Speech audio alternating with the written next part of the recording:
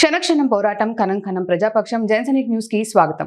ముందుగా హెడ్లైన్స్. సంక్రాంతికి మార్కెట్ కమిటీల పండుగ. చంద్రబాబు గ్రీన్ సిగ్నల్ తో ఉత్సాహం. ఆశావహులకు 10,000 పదవులు అవకాశం. 222 మార్కెట్ కమిటీలకు పదవుల నియామకం. బీసీ, ఎస్సీ, ఎస్టీ, మైనారిటీలకు 50% నామినేటెడ్ పదవులతో పార్టీ కలకలలు. కడప కార్పొరేటర్ల ముందు భంగపోయిన జగన్. బిల్లులు చెల్లించకపోవడంపై తీవ్ర ప్రభావం. సమస్య పరిష్కరిస్తానని మాటిచ్చిన జగన్. కంచుకోటపై మాధవిరెడ్డి రాజకీయ శపథం. మేయర్ను నింపడానికి తీవ్ర ప్రయత్నాలు. 3 నెలల్లో అవిశ్వాస తీర్మానం గండం. రాజకీయంగా పవన్ కళ్యాణ్ మార్పు సుస్పష్టం. డిప్యూటీ సీఎం గాను సొంత నిధులు ఖర్చు. అసలైన ప్రజానేతగా ఎదుగుతున్న వైనం. పంచాయతీలకు నిధులు, గ్రామీణ రోడ్ల వెలుగులు. గిరిజన డోలీల మోతకు మోక్షం చూపిన నేత. నాడు సినీ రికార్డులు, నేడు పొలిటికల్ రికార్డులు. భవిష్యత్తు నేతగా ప్రజల మనసు గెలుస్తున్న పవన్. ఇక డీటెయిల్స్ చూస్తే యథేచ్ఛగా ఆవుల అక్రమ తరలింపు.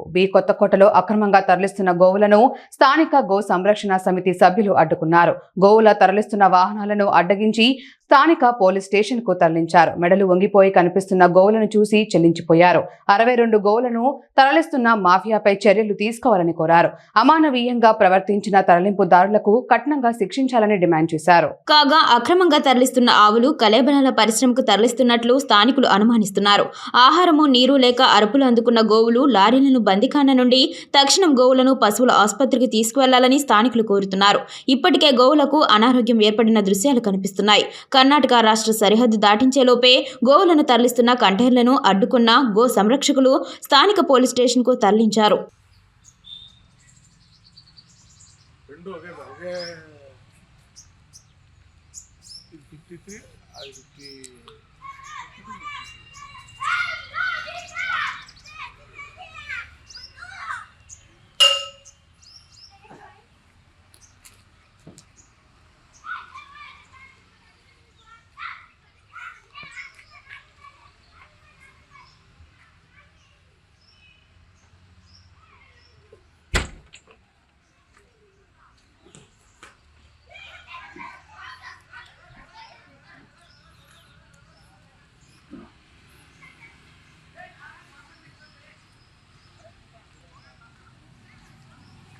క్రీస్తు బోధనలు సమస్త మానవాళికి మార్గదర్శనం.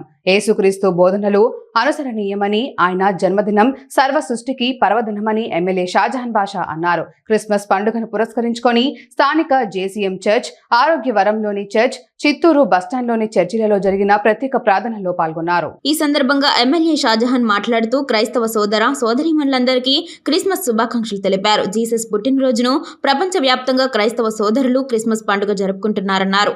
ఆయన జీవితం అందరికీ ఆదర్శప్రాయమని పేర్కొన్నారు. తన బోధనల ద్వారా మానవాళికి సన్మార్గం వైపు నడిపించేలా యేసుక్రీస్తు మార్గనిర్దేశం చేశారని ఆయన వివరించారు. నిస్సహాయులపై కరుణ, సాటివారిపై ప్రేమ, క్షమ, సహనం, దాతృత్వం, త్యాగం ఇవన్నీ తన జీవితం ద్వారా మానవాళికి యేసుక్రీస్తు అందించిన మహోన్నత సందేశాలని ఎమ్మెల్యే షాజహాన్ అన్నారు.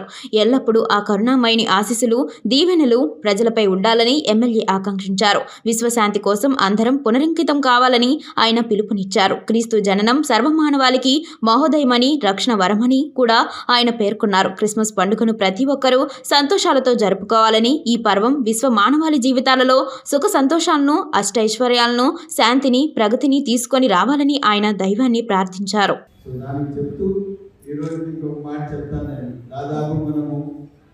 ఒక 12 సంవత్సరాల ముందు భక్తన్న గారు, అప్పుడు పాస్టర్ గారు ఇద్దరు మాకు కుళాయి కావాలని చెప్తే ఇక్కడ ఒక బోర్ వేశాను. 12 సంవత్సరాలు అయింది. Madanapalle of the town service ఇస్తున్నది మన చర్చ్ బోర్. ఎందుకంటే ఎప్పుడు కూడా కానీ మనం మంచి మనసుతో ఏదైనా మంచి పని చేస్తే అది ఎప్పుడు కూడా it will be for ever. So ఆ బోర్ ఈ రోజు కూడా మదనపల్లికి సర్వ్ చేస్తున్నది, యాజ్ వెల్ యాజ్ చర్చ్ నీళ్ళు కూడా ఇస్తున్నది.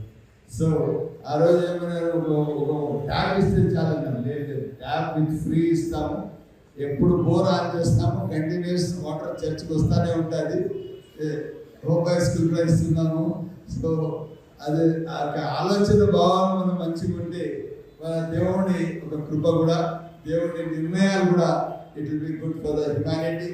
ఇదే కాకుండా నేను చెప్పే అవసరం లేదు, ఎమ్మెల్యే హాస్పిటల్ కానీ, మన టీబీ శానిటోరియం టీబీ సెంటర్ కానీ శానిటోరియం ఇంగ్లీష్ మీడియం కానీ, శానిటోరియం తెలుగు మీడియం కానీ, చుట్టుపక్కల ఉన్న ఏరియాస్ అంతా best services for education and health ఇచ్చిన చరిత్ర మన ఎంఎల్ఎల్ హాస్పిటల్ది, శానిటోరియం టీబీ హాస్పిటల్.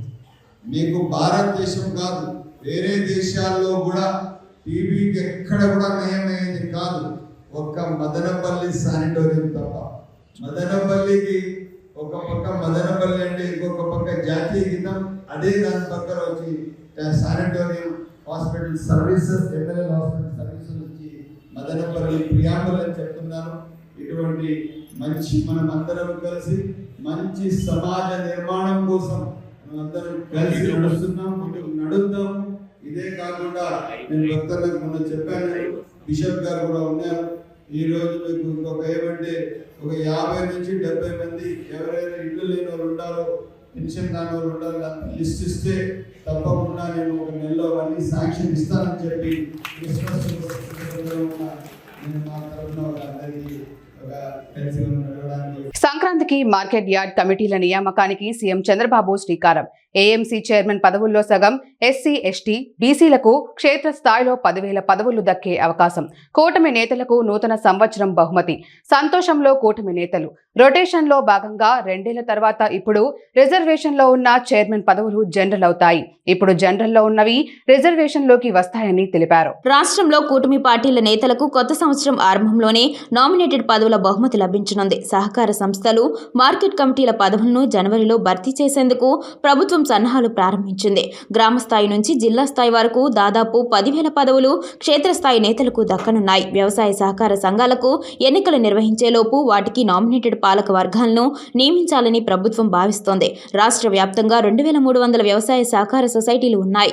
వీటిలో ఒక్కోదానికి చైర్మన్తో పాటు 2 సభ్యులను నామినేటెడ్ చేయడం ద్వారా మొత్తం 6,900 మందికి అవకాశం లభించనుంది.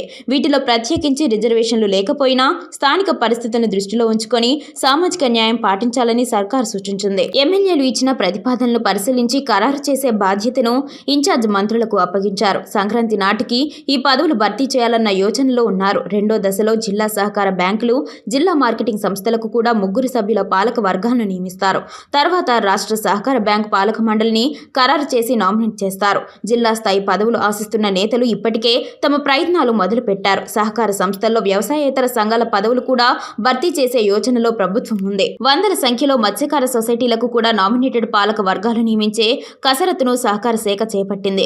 వీటిని జనవరిలోనే భర్తీ చేసే అవకాశం ఉంది. గొర్రెల పెంపకందారుల సొసైటీల పాలక వర్గాల నియామకం పైన ప్రతిపాదనలు స్వీకరిస్తున్నారు. వ్యవసాయ మార్కెట్ కమిటీల పాలక వర్గాల నియామక కసరత్తు ప్రభుత్వ స్థాయిలో జరుగుతోంది. వీటికి ఎన్నికలు ఉండవు. 2 ఏళ్ల కాల పరిమితితో నామినేటెడ్ పాలక వర్గాలను నియమిస్తారు. రాష్ట్రంలో 222 మార్కెట్ కమిటీలు ఉన్నాయి. ఒక్కో కమిటీలో చైర్మన్తో కలిపి 15 మంది సభ్యులను నియమిస్తారు. ఈ కమిటీల చైర్మన్ పదవుల్లో సగం ఎస్సీ, ఎస్టీ, బీసీ, మైనారిటీ వర్గాలకు రిజర్వ్ చేయాలని ప్రభుత్వం నిర్ణయించింది. రొటేషన్లో భాగంగా 2 ఏళ్ల తర్వాత ఇప్పుడు రిజర్వేషన్లో ఉన్న చైర్మన్ పదవులు జనరల్ అవుతాయి.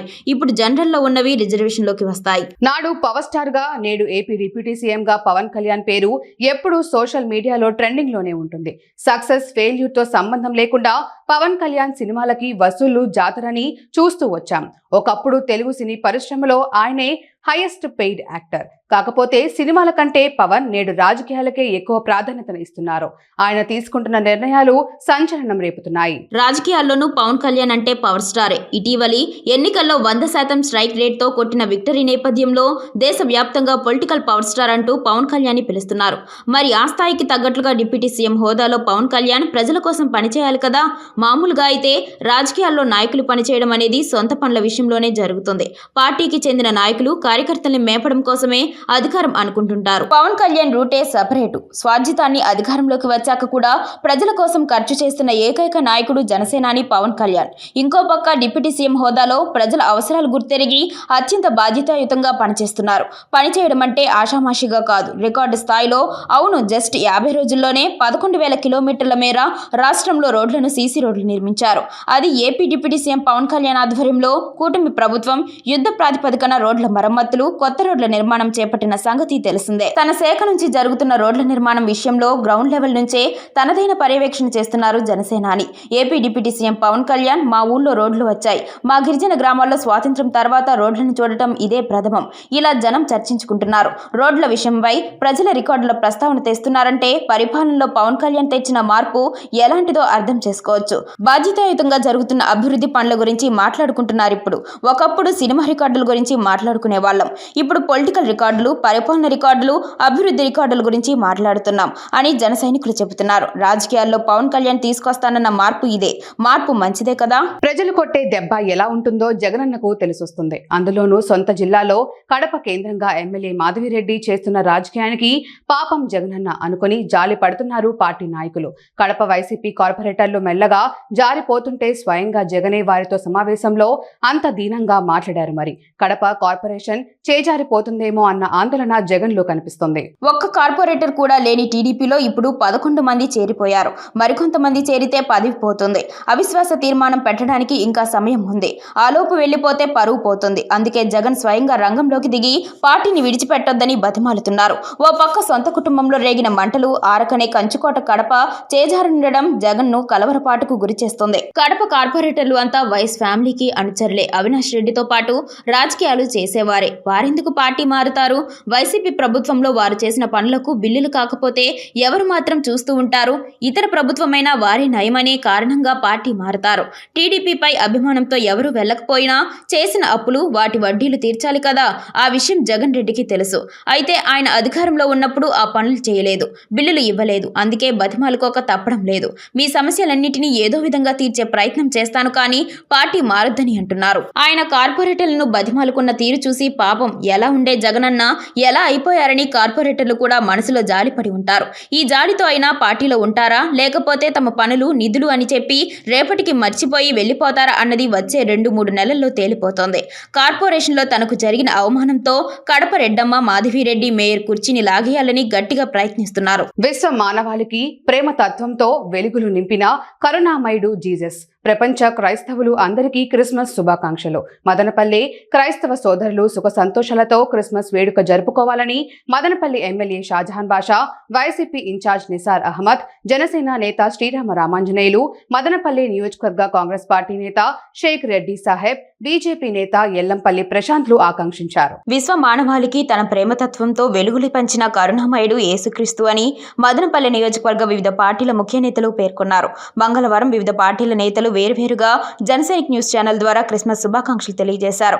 ఈ సందర్భంగా వారు మాట్లాడుతూ ప్రేమ, దయ, శాంతి, స్వేచ్ఛ మార్గాలను చూపుతూ తన బోధనల ద్వారా మానవాళికి తెలియజేసిన కరుణామయుడు యేసుక్రీస్తు అన్నారు. క్రీస్తు చూపిన మార్గంలో నడవడం ద్వారా మానవాళి సుఖ సంతోషాలతో జీవించడం జరుగుతుందన్నారు. ప్రపంచంలోని క్రైస్తవులు అందరూ జీసస్ ను స్మరిస్తూ సంతోషంగా క్రిస్మస్ పండుగ జరుపుకోవాలని కోరారు. మదనపల్లి నియోజకవర్గ ప్రజలందరికీ క్రిస్మస్ శుభాకాంక్షలు తెలియజేశారు. శుభాకాంక్షలు తెలిపిన వారిలో టీడీపీ నేతలు MLA Shahjahan, town bank chairman Nadula Vidyasagar, RJ Venkatesh, Ratakonda Madhubabu, Naveen Chowdary, Baluswamy, SA Mastan, YCP నేతలు నిసార్ అహ్మద్, దేశాయ్ తిప్పారెడ్డి, నరేష్ కుమార్ రెడ్డి, మున్సిపల్ చైర్పర్సన్ మనూజారెడ్డి, షమీం అస్లాం, జనసేన నేత శ్రీరామ రామాంజనేయులు, కాంగ్రెస్ పార్టీ నేత షేక్ రెడ్డి సాహెబ్, బీజేపీ నేత ఎల్లంపల్లి ప్రశాంత్, ఆకుల కృష్ణమూర్తి తదితరులు ఉన్నారు. వార్తలు ముగించే ముందు హెడ్లైన్స్ మరోసారి. సంక్రాంతికి మార్కెట్ కమిటీల పండుగ. చంద్రబాబు గ్రీన్ సిగ్నల్ తో ఉత్సాహం. ఆశావహులకు 10,000 పదవులు అవకాశం. 222 మార్కెట్ కమిటీలకు పదవుల నియామకం. బీసీ, ఎస్సీ, ఎస్టీ, మైనారిటీలకు 50% నామినేటెడ్ పదవులతో పార్టీ కలకలలు. కడప కార్పొరేటర్ల ముందు భంగపోయిన జగన్. బిల్లులు చెల్లించకపోవడంపై తీవ్ర ప్రభావం. సమస్య పరిష్కరిస్తానని మాటిచ్చిన జగన్. కంచుకోటపై మాధవిరెడ్డి రాజకీయ శపథం. మేయర్ను నింపడానికి తీవ్ర ప్రయత్నాలు. 3 నెలల్లో అవిశ్వాస తీర్మానం గండం. రాజకీయంగా పవన్ కళ్యాణ్ మార్పు సుస్పష్టం. డిప్యూటీ సీఎం గాను సొంత నిధులు ఖర్చు. అసలైన ప్రజానేతగా ఎదుగుతున్న వైనం. పంచాయతీలకు నిధులు, గ్రామీణ రోడ్ల వెలుగులు. గిరిజన డోలీల మోతకు మోక్షం చూపిన నేత. నాడు సినీ రికార్డులు, నేడు పొలిటికల్ రికార్డులు. భవిష్యత్తు నేతగా ప్రజల మనసు గెలుస్తున్న పవన్. క్షణక్షణం పోరాటం, కనం ప్రజాపక్షం. జనసైనిక్ న్యూస్ ఇంతటితో సమాప్తం. తిరిగి రేపటి బులెటిన్లో మళ్ళీ కలుద్దాం. అంతవరకు సెలవు. నమస్కారం.